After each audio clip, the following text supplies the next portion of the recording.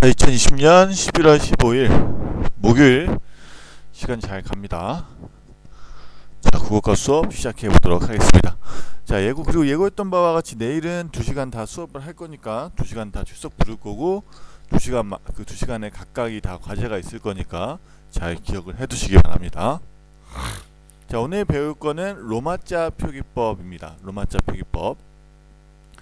사실 로마자 표기법은 우리가 쓸 일은 그렇게 많지 않아요. 왜냐면은 이거 로마자 표기법의 경우에는 우리를 위한 게 아니에요. 물론 우리가 외국에 가면은 외국의 지명이나 외국의 이름 같은 것들이 아마 영어로 로마자 표기가 되어 있을 거예요. 이제 그때는 쓸 수 있겠지만 우리나라에서의 써 있는 로마자 표기법은 이제 외국인들이 그 영어를 읽고 나서 아, 여기가 이렇게 읽어야 되는 곳이구나, 여기를 어떻게 가야 되는 거구나를 알 수 있는 그런 용도로 쓰인다라고 보시면 됩니다. 한마디로 외국인을 위한 안내판이다라고 보시면 돼요.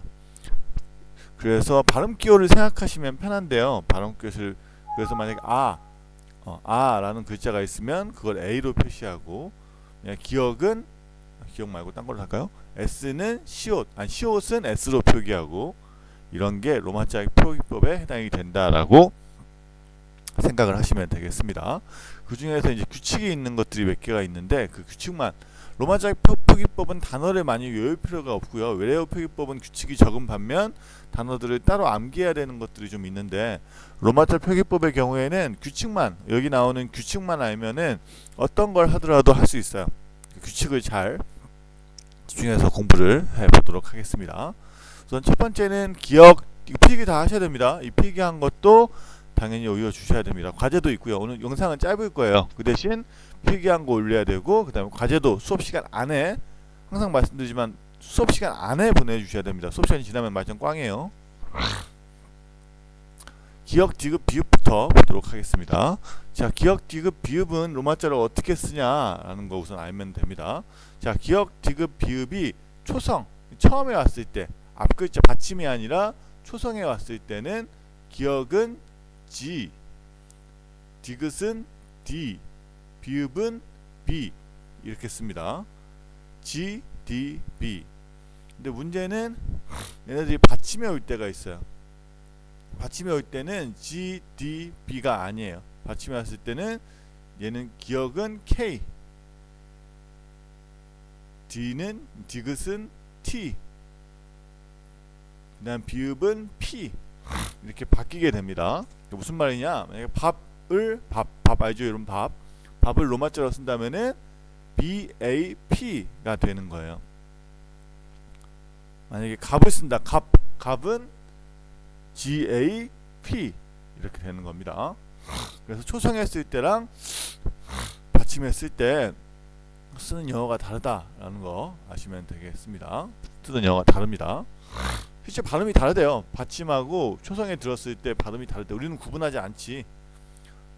밥에 위에 나오는 비읍이나 밑에 나오는 비읍이나 똑같다고 느끼잖아요. 근데 외국 사람들이 느끼기에는 다르대요. 그래서 이렇게 어차피 외국 사람들이 보는 거니까 여기에 맞춰서 다르게 쓴다. 그 다음에 리을입니다. 리을을 나타내는 영어는 L하고 R이 있죠. 이것도 마찬가지예요. 초성에 왔을 때는 R을 쓰고요. 초성에 왔을 때는, 만약에 받침으로 왔을 때는 L을 써요. 좀 잘 필기하고 있을 거라고 생각합니다.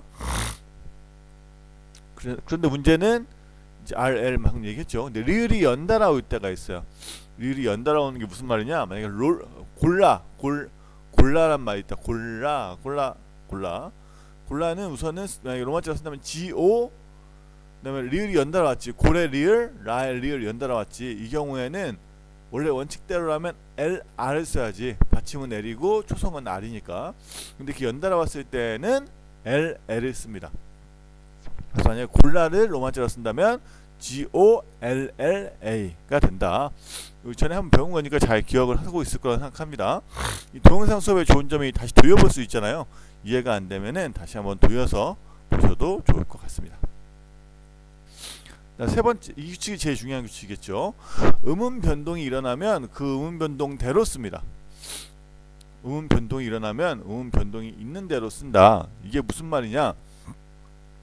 자, 외국 사람들이 많이 가는 곳이 종로가 있습니다. 종로 많이 가죠. 종로를 쓸 때 우리말대로 그냥 글자로대로 쓰면은 JONGRO가 돼요. 근데 문제는 우리가 이 글자를 발음할 때 JONGRO라고 발음하지 않지. 우리 어떻게 발음해? 종로라고 발음합니다. 그래서 외국인들은 그걸 보고 종로하고 종로하고 다른 곳인가 라고 생각할 수 있지. 그래서 항상 읽는 걸 기준으로 해서 발음대로 씁니다. 그래서 종로 같은 경우에는 JONGNO 이렇게 쓴다라고 보시면 되겠습니다. 음운 변동이 일어났으면 그대로 쓴다. 음운 변동이 일어난 대로. 하지만 예외가 세 가지가 있는데, 첫 번째는 된소리 대기는 음운 변동에 표기하지 않습니다. 된소리는 표기합니다. 된소리는 그 로마자로 씁니다. 근데 된소리 되기 알죠? 안울림 소리와 안울림 소리가 만나면 뒤에 게 된소리로 일어나는 현상, 이거는 표기하지 않습니다. 두 번째, 체언, 명사, 대명사, 수사가 수사 안에서 그 글자 그 단어 안에서 히읗과 축약되는 경우가 있어요. 기역, 디귿, 비읍이 히읗과 축약되는 경우가 있습니다. 대표적인 게 뭐가 있냐? 이제 지역 이름 중에 묵호라고 있어요. 묵호, 묵호, 묵호. 원래 발음은 묵호라고 됩니다. 묵호. 그럼 MUKO라고 적어야 될 것 같죠? 묵호니까 이 경우에는 체언 안에서 기역, 디귿, 비읍이 히읗이랑 축약되는 경우니까 이 경우에는 원래대로 쓴다. 원래 묵호 이대로 쓴다. MUKHO 이렇게 쓴다. 아시면 되겠고요. 마지막 사람 이름도 발음대로 쓰지 않습니다. 왜냐면 사람 이름은 정확해야 되니까, 표기되는 게 정확해야지 모욕 나갈 때 나가니까 발음대로 쓰면 큰일 나지. 사람 이름은 발음대로 쓰지 않는다라고 아시면 되겠습니다. 그 다음에 발음상 혼동이 되는 경우가 있어요. 발음상 이거를 어떻게 읽어야 되는지 헷갈리는 경우가 있습니다. 대표적인 게 JUNGANG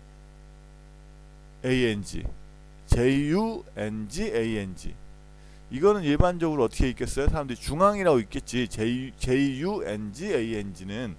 근데 이걸 어떤 사람은 준강이라고 읽을 수도 있어요. JUNGANG 이렇게 읽어서 준강이라고 읽을 수도 있지. 그렇기 때문에 이런 경우에는 이 대쉬 중간에 끊어 읽어야 될 부분에 대쉬를 표시해 주면 됩니다. 그래서 중앙의 경우에는 JUNG-ANG 이렇게 쓰셔야 된다. 그다음에 고유명사, 하나밖에 없는 게 고유명사예요. 여러 개가 있는 게 지역 이름이나 이런 거겠지. 무슨 산 이름이라나 이런 것들이 고유명사입니다. 고유명사는 첫 소리를 대문자로 쓴다. 이건 영어랑 비슷하겠죠. 근데 마지막 이름을 쓸 때는 다 붙여 쓰는 게 아니라 성 띄고 이름.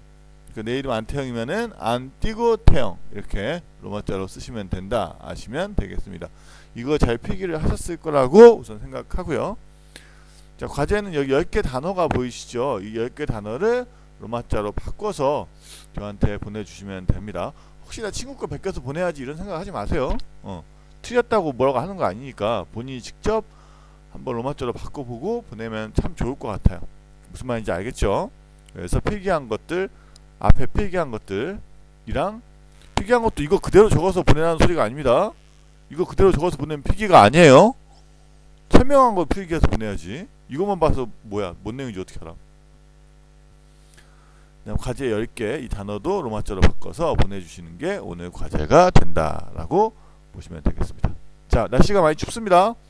따뜻하게 입고 다니세요. 여기까지 하겠습니다.